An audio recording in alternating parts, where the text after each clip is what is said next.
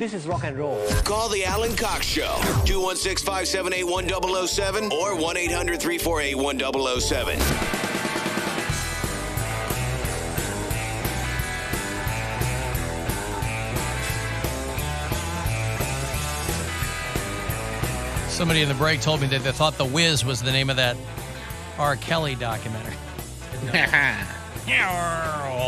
No. That was, what was that called, Poundcake? I can't seem to remember. With the You mean Surviving R. Kelly? Surviving R. Kelly. Part 1 and 2? Right, parts 1 and 2. And the aftermath? You think there'll be a part 3 with just all of the courtroom drama?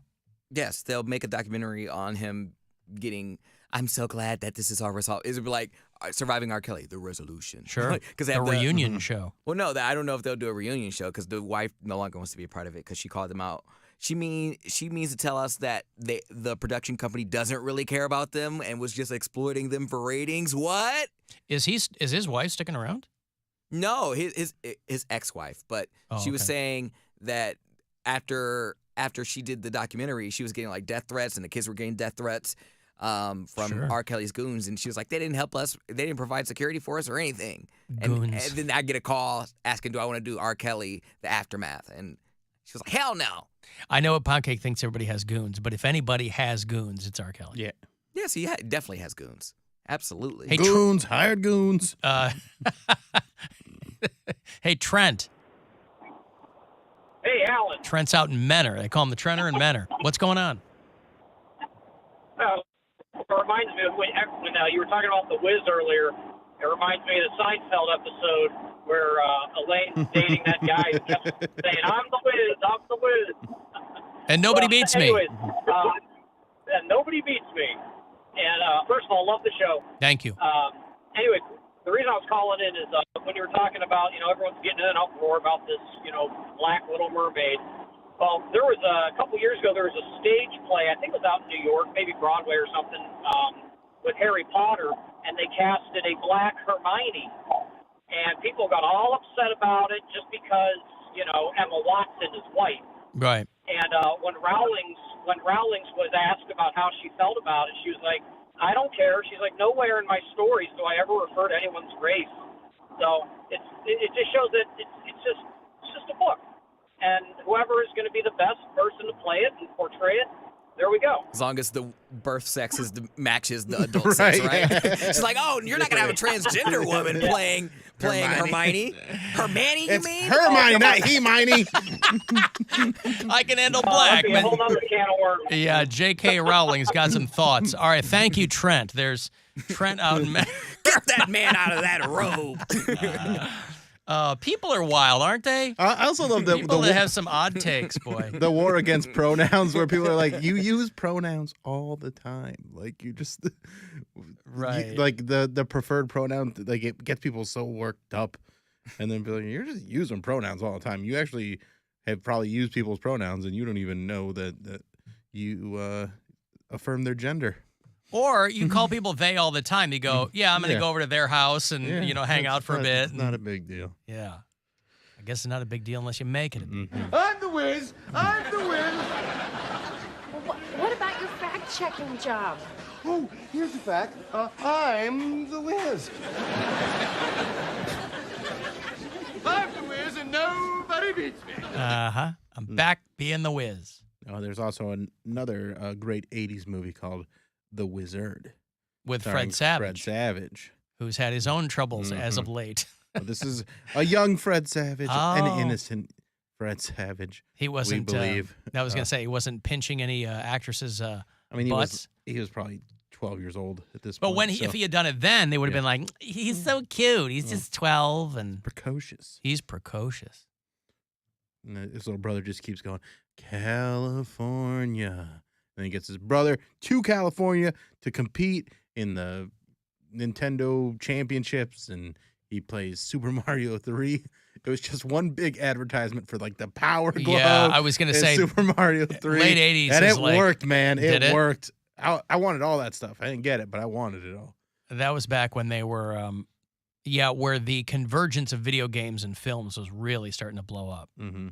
Well, they saw the success of The Last Starfighter and those kinds of movies. It started with Star Wars because they're toys came, like that was the first movie that had a toy line, and the toy line didn't even come out till like a year after the movie came out.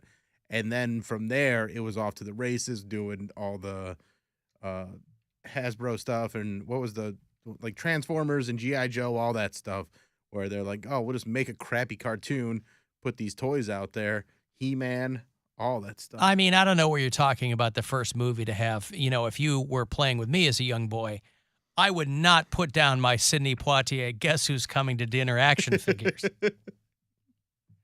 I had Katharine Hepburn. I had Spencer Tracy. Mm-hmm. I had the whole set. Don't try to tell me. Is Last Starfighter the movie I'm thinking of where the guy gets pulled into the game or he finds out the game's real? The game is a way to find out who will be the last Starfighter, yeah. But what's the other movie that's kind of like that? There's like a video game. I thought it came out about the same time.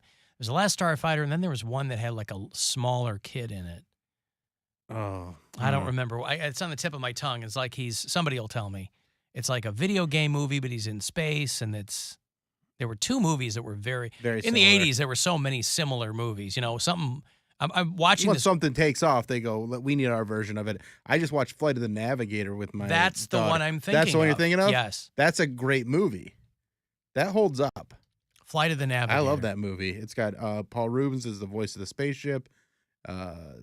Matt Adler, I believe, is the kid in it. There's a great documentary I've been watching, and there's 2 episodes of it, but they're both like 4 hours long. It's called Journey into Darkness. There's 1 and 2, and they're on Shudder for people who have the horror app Shudder. And it's like a documentary on 80s horror films. Part 2 is like 80s horror films. And it's so fun just to watch. And part of it is they were like, look, anytime there was a movie that was really successful, 8 other people ripped it off. So they had the director of Joe Dante who directed Gremlins and a lot of other movies. He goes, Gremlins was massive.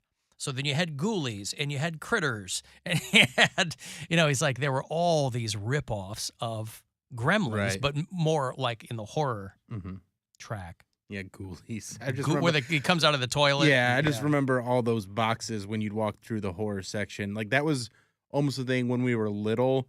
Like if I'd go to a Blockbuster or a video store with a friend of mine, we would like walk down the horror aisle just to be like, we're not scared when we're like 7 or 8 years old. Like I could walk all the way down this aisle and I won't get scared of any of these covers. Not only that, but after a while they started putting like diode lights in Yeah. the VHS box cover, and it would have like little motion sensors, so you'd walk by and it would scream or it would yell or. I mean, I know we were just talking about people need to get over their nostalgia, but I saw a dude that was updating Kill Bill videotapes, and he made them like custom red and yellow for Kill Bill Volume 1 and Volume 2. And I was like, I mean, I would never watch those. I don't need those. But watching him do this and put the time into it and how cool, like aesthetically pleasing that was, I'm like, that's great. But also, what a waste of time. That's what I'm saying. Like people have so much time on their hands. Yeah, but when you're doing it at that level and you know, I appreciate. he's also a guy that like he's got that skill set where Yeah. he's able to do that stuff and not mess it up, and he does it real clean, and then he's able to make a pretty, a little side hustle off of it because he does it on TikTok and gets millions of views. Right. No, good for him. I mean, if like that's your thing, that's your gig. Hey, Jeff. Yes. What's going on? How's it going today? Good. So I got to remind you guys, the Steve Martin movie, The Jerk, he started out right at the beginning. He was born a poor black child. Yeah, Right. It didn't affect me at all. I watched the whole movie. It was great. The That's Jerk all. is. Thank you, Jeff. The Jerk is one of my wife's favorite movies, and I always hate to remind her, and it's so embarrassing. I've never seen The Jerk. There's a handful of classic movies of every genre that people are blown away that I've never seen. I've never watched The Jerk. And The Jerk is one that I would watch on repeat. Once I discovered that movie, I was probably 12 years old, and we would just watch that again and again. Yeah, I don't even think I was 10 was- yet when it was out. So Yeah. that was it probably would have made me howl, but I'm worried that I'm going to watch it and think it's terrible because, It's so silly. I think you'll Okay. I mean, I don't think it'll be your favorite comedy or anything like that, but I think you'll get enough laughs out of it because it's so Steve Martin. Like it's like his stand-up came to life and they made it into like a movie. I so admire Steve Martin, but I never got into his stand-up because I get what he was doing. He's like he was deconstructing stand-up and whatever. And it was, you know, he was at the top of his game for a very brief period of time before he walked away. And for what he's so smart and such a great writer and whatever, but his movies are so silly. Yeah, I mean, which I don't mind. So I love silly, too, yeah. but it's kind of got to hit me the right way. Yeah, and like I remember loving The Man with Two Brains, which is objectively not a good movie, but I loved it when I was a kid. So one of these, I assume you can watch the Jerk streaming somewhere. I assume probably. I'm gonna have to watch The Jerk. They did a sequel with not Steve Martin. I don't know if anybody. I think it was a TV movie. I don't know if anybody ever saw that. It's called The Jerk 2. TOO. Who was in that? Mark Blankfield. They didn't even say let's play different characters. They had different actors to play the same characters. So they got some dude to play Steve Martin's character. I never saw it. Who knows? These cans. He hates these cans. Yeah, it's my wife's constantly quoting The Jerk. I'm like, I laugh because she finds it funny and I know what it's from. But boy, I've never seen that movie. I'll have to rectify that situation. You know how I love the police blotter. I could not get enough of the local Northeast Ohio police blotter. And Broadview Heights has got a fantastic entry into the police blotter. And this was just the cops get called to a bar out on Royalton Road because there's a fight going on. And the cop shows up, finds the guy that they're calling and complaining about, and the guy proceeds to tell him it's his right as an American citizen to be drunk. And he said, I just got punched. He's not wrong. Well, it's true. It is. Everybody becomes a lawyer when they're drunk, right? Hey, listen, it's my American right to be drunk. Huh? I wish Yeah. Drunk Mayor was here. It's our 48th Amendment rights. He said, I was punched in the face. I've got footage, and I'm going to sue this place. I don't know what the bar was. So the cop goes and talks to the bartender, who said that he saw most of the guy's shenanigans. So I'm getting the sense that this is like an old-timers bar, right? Probably not a lot of hip kids dancing and whatever. Yeah. So probably not. I listen. Young Saying dudes get in things like fights no all the cap. time. Yes. Yeah. No cap. So the bartender said that this guy was getting drunk and he was harassing people out on the patio. And then he came back into the restaurant, ordered a drink, and started yelling at the television and throwing napkins at people. And then he was bothering people at the bar. So one of the guys finally goes, fine, you want to fight? I'll fight you. And so then they started fighting, and then his friend jumped in, and the bartender asked all of them to leave. And so the two dudes left, but the original drunk guy stayed there. So the cops show up, and the guy told the female officer that she was cute, and told the male officer that he had beautiful eyes. Okay. People get drunk and they don't know how to act. They don't know how to act. Just things are crossing their brain.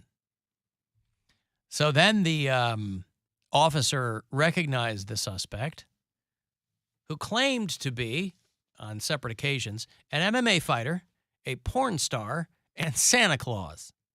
He was all three of those. Now, if somebody doesn't start writing a script where Santa Claus is an MMA fighter porn star, you're missing a golden opportunity here. I know they're rebooting the whole Santa Claus franchise with Tim Allen, because why not go back to that well? Who are they going to be Santa Claus? It's still going to be him, I think. Oh, is it? I think it's going to be more... Like a continuation? Yeah, what I read is it's going to be more focused on that elf that he likes. Oh. Maybe more focused, yes, because that's what people want. That's what people want. Santa Claus. More elf. Listen, anything that they put that Elizabeth Mitchell in, I will watch. She's foxy, Mrs. Claus. So anyway, so the cops get there, and what they should do is have that kid that played his son in the movies. He's grown up now. Make him the Santa Claus, and then Maybe they will. Tim Allen can retire. Maybe they will. He doesn't have to be this. He can retire from being Santa Claus and pass the torch to his son. The Grand Santa Claus. Mm-hmm. So they take this guy home. They said the man said he had mental issues. And so they gave him a ride to his mother's house. And since no punches were thrown with the cop, they didn't file any charges. They got to the house. The drunk guy hugged the cop and went inside for the evening. So you're out there wilding. I mean, when you tell somebody, I've been drunk many times, and, you know, we all say crazy things. You tell people, I'm an MMA fighter, I'm a porn star, and I'm Santa Claus. Everybody will laugh that off. They'll go, ha, ha, ha, this guy's drunk and crazy. But what if he's not?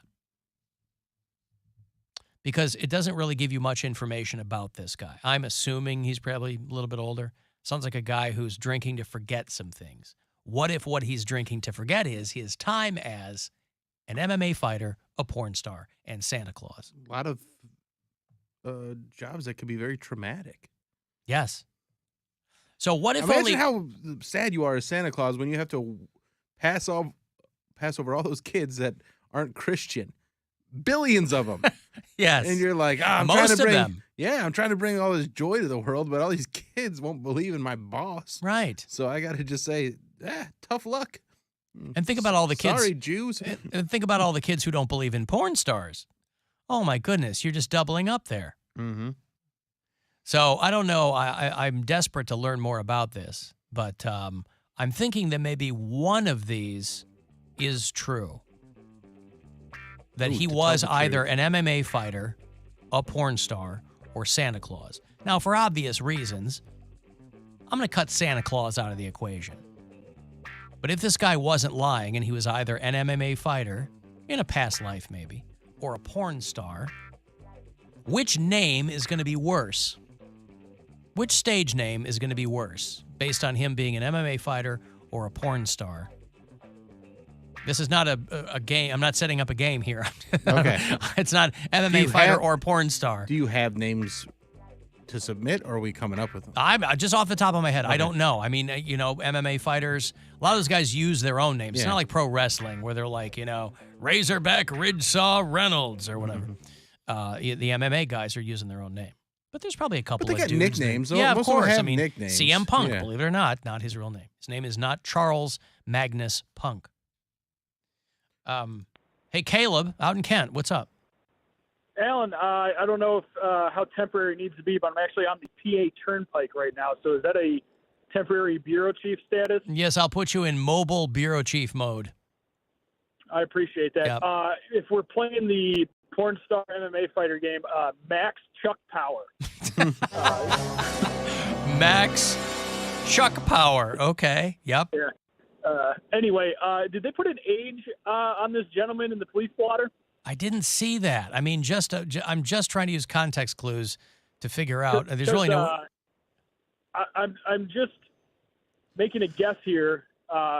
This seems crazy enough, and the timeline is right, that we haven't heard from Donnie the intern in quite some time, and this seems just crazy enough for him. Donnie, but that would mean that he was back in the area. He's been living like in Myrtle Beach for a while. Yeah, This happened at Broadview Heights. Yeah, but if there's some guy that says that's hammered and says I'm a porn star MMA fighter Santa Claus, that's not too far off from Donnie. Right. Yeah. Well, let's hope that he hasn't still abandoned all hope. And he's although who do enter here. All right. Thank you, Caleb. Be safe out there on the PA Turnpike. I've got to take a break. I'm going to have those tickets for you for Dan Cummins. He and young Mary Santora are doing a show at the Agora next spring, April 7th, when that show's going to happen. So I'll get you a pair of tickets coming back. You want to check them out? 35192 to send a text, AlanCoxShow.com. You can watch live. This is the Alan Cox Show.